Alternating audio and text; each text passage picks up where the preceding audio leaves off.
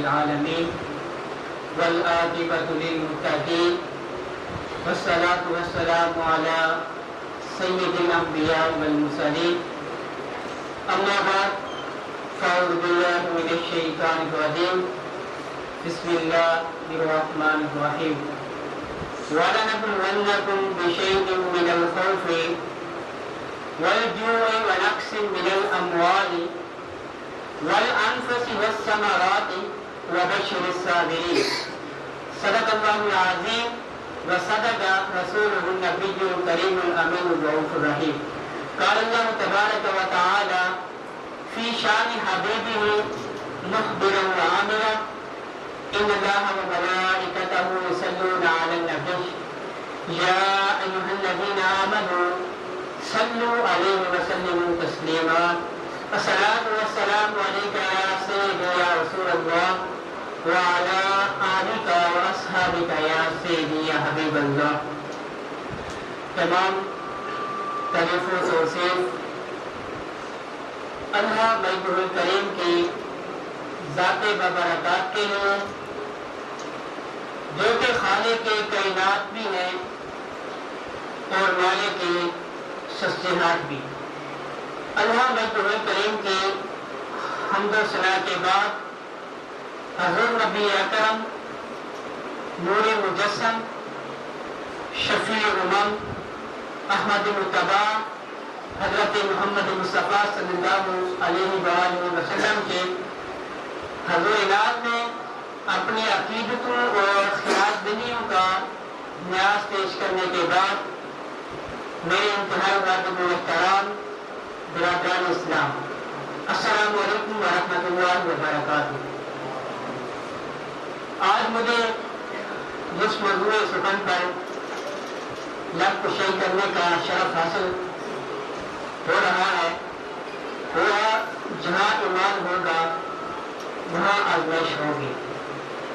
اللہ رب العزت سے دعا ہے کہ اللہ رب العزت میرے ربا پر کلمۃ الحق جاری فرمائے, مجھے اور تمہیں اس کو سمجھنے میں سمجھنے اور اس پر عمل کرنے کی توفیق عطا فرمائے. اللہ رب العزت نے اپنی پیاری کتاب قرآن مجید میں ارشاد فرمایا وَلَنَبْلُوَنَّكُمْ بِشَيْءٍ مِّنَ الْخَوْفِ وَالْجُوعِ وَنَقْصٍ مِّنَ الْأَمْوَالِ وَالْأَنفُسِ وَالثَّمَرَاتِ وَبَشِّرِ الصَّابِرِينَ. اور ہم ضرور بے ضرور آزمائیں گے تمہیں بھوک اور خوف سے, مالوں جانوں اور پھلوں کے نقصان سے. اے حبیب آپ ان صبر کرنے والوں کو بتا دیجیے. یعنی جو ہم سے دوستی لگائے گا تو ہم اسے ہی تو آزمائیں گے, غیروں کو کوئی نہیں آزماتا.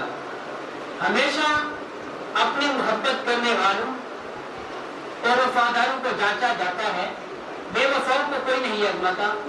کیوں؟ کیونکہ وہ پہلے ہی سے ان کے بارے میں معلوم ہوتا ہے کہ یہ اس قابل ہی نہیں ہے. رب کبھی بھی اپنے منکرین کافروں کو نہیں آزماتا کیونکہ وہ پہلے ہی سے منکر ہوتے ہیں. ہاں اگر کوئی سچائی کا دعویٰ کرتا ہے تو کہتا ہے کہ مولا میں تیرا ہوں, تو پھر اس کی سچائی کو جانچنے کے لیے, اس کی سچائی کو پرکھنے کے لیے انہیں طرح طرح سے آزمایا جاتا ہے. بلا تشبیہ بلا مثال لیلا محلے کے ہر کسی مرد کو نہیں آزماتی تھی, وہ صرف قیس ہی کو آزماتی تھی. کیونکہ مجنون ہونے کا دعویٰ وہی کرتا ہے جس نے اس کا دعویٰ ہی نہیں کیا, اس لیے اسے آزمانا کیوں؟ آزمایا تو اللہ سے محبت کرنے والوں, اللہ پر ایمان رکھنے والوں اور اللہ تبارک و تعالیٰ کے ساتھ جڑ جانے والوں کو جاتا ہے. جو اللہ تبارک و تعالیٰ کے اپنے ہوتے ہیں تو پھر اللہ تبارک و تعالیٰ انہیں کو آزماتا ہے. جنہیں آزمائشوں, امتحانات, مصائب و آلام میں گزرنا پڑا تو وہ ان سب کے باوجود بھی راہ محبت میں استقامت کے ساتھ گامزن رہے. حضرت ابراہیم خلیل اللہ علیہ السلام کے بارے میں ملتا ہے کہ اللہ تبارک و تعالی نے آپ کو متعدد جگہوں پہ آزمایا اور آپ سرخرو ٹھہرے۔ اللہ رب العزت نے قرآن مجید میں ارشاد فرمایا وَإِذِ ابْتَلَىٰ إِبْرَاهِيمَ رَبُّهُ بِكَلِمَاتٍ فَأَتَمَّهُنَّ، اور وہ وقت یاد کرو جب ابراہیم علیہ السلام کو ان کے رب نے چند کلمات سے نوازا یا چند کلمات سے آزمایا تو وہ اس پر پورے اترے۔ اب سوال یہ ہے کہ حضرت ابراہیم علیہ السلام اور نمرود میں سے اللہ کا اپنا کون تھا، غیر کون تھا؟ آگ میں کس کو ڈالا گیا، اپنے کو یا غیر کو، دوست کو یا دشمن کو؟ تو اس سوال کا جواب ہی مومن کو آزمائشوں اور امتحانات میں استقامت عطا کرتا ہے۔ اور اگر کوئی مومن ہو کر مشکلات کی آگ میں جل رہا ہے تو پھر وہ اللہ تعالیٰ کے ہاں سجدہ شکر بجا لے کہ اللہ تبارک و تعالیٰ نے اس کی محبت کو قبول فرما لیا ہے۔ جب حضرت ابراہیم علیہ السلام کو آگ میں پھینکا جانے لگا تو ہوا کا فرشتہ حاضر ہوا اور آ کر عرض کی کہ اے ابراہیم، اللہ رب العزت نے مجھے آگ جلانے اور بجھانے کا کام سونپا ہے۔ یہاں اللہ تبارک و تعالی فرشتے کو نہیں بلکہ حضرت ابراہیم علیہ السلام کو آزما رہے ہیں۔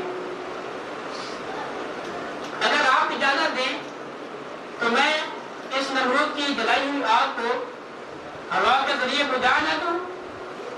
تو آپ نے فرمایا کہ میرا معاملہ میرے محبوب کے ساتھ ہے، اسے ہوئے لینے دو۔ کیا میرا رب نہیں دیکھ رہا کہ میرے لیے آگ جلائی گئی ہے؟ تھوڑی دیر بعد حضرت ابراہیم علیہ السلام حاضر ہوئے اور آ کر عرض کی کہ اے ابراہیم، کیا آپ کو میری مدد کی ضرورت ہے؟ تو آپ نے فرمایا نہیں، مجھے آپ کی مدد کی ضرورت نہیں ہے۔ تو حضرت ابراہیم علیہ السلام نے فرمایا کہ آپ نے رب سے اس آگ کے بجھانے کا سوال کیجیے۔ تو آپ نے فرمایا کہ کیا میرا رب نہیں دیکھ رہا کہ میرے لیے آگ جلائی گئی ہے؟ میرا حال بخوبی ان کے علم میں ہے۔ تو اس طرح حضرت ابراہیم علیہ السلام نے دونوں فرشتوں کو جواب دے دیا۔ یہاں آزمائش کا سلسلہ رکا نہیں ہے، یہاں تک کہ وہ وقت آ گیا کہ جب نمرودیوں نے آگ کا ایک بہت بڑا علو اٹھا کر حضرت ابراہیم علیہ السلام کو اس میں پھینک دیا، یعنی دشمن نے جو کرنا تھا وہ کر دیا۔ جب حضرت ابراہیم علیہ السلام کو آگ میں پھینک دیا گیا تو اس وقت آواز آئی یا نار کونی بردن و سلام علی ابراہیم، اے آگ تو ابراہیم علیہ السلام پر ٹھنڈی اور سراپا سلامتی ہو جا۔